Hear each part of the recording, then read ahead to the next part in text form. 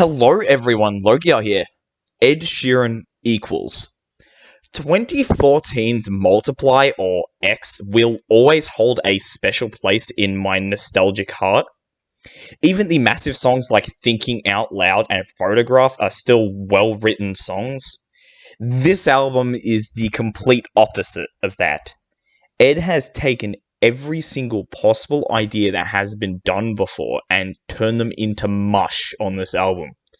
Divide and Number 6 collaborations project were Ed basically just telling his older fans to screw themselves and enjoy his tedious, bland, and unoriginal cookie-cutter material.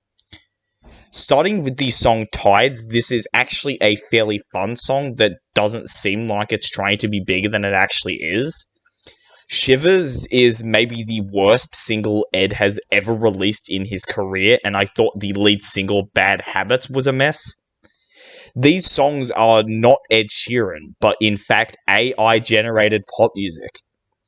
First Times is one of the better tracks on this album, and a good break from the colossal train wreck that was Shivers.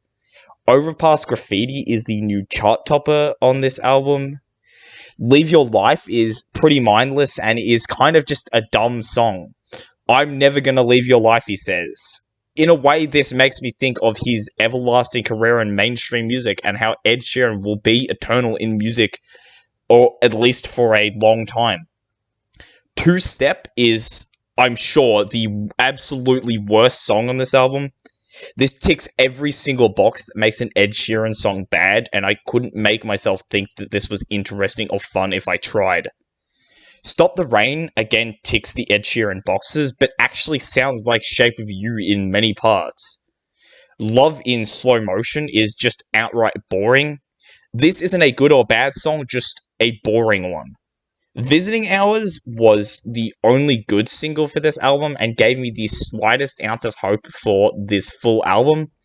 Of course, that was before Shivers came out. This song actually sounds like something that maybe would have released around the Multiply era, just more overproduced. Sandman is just a really silly song, and it feels extremely empty and lifeless. I yawned 3 times listening to this song.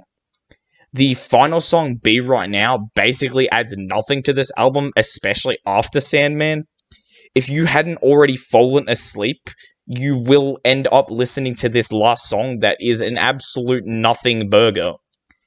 So, yeah, this album was almost doomed from the start.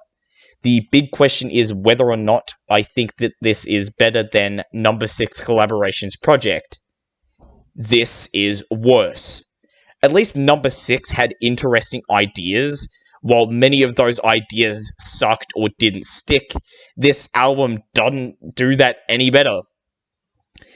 Even with Ed Sheeran making music on his own without featured artists, the only person who could have made this album good was Ed, and he didn't do that.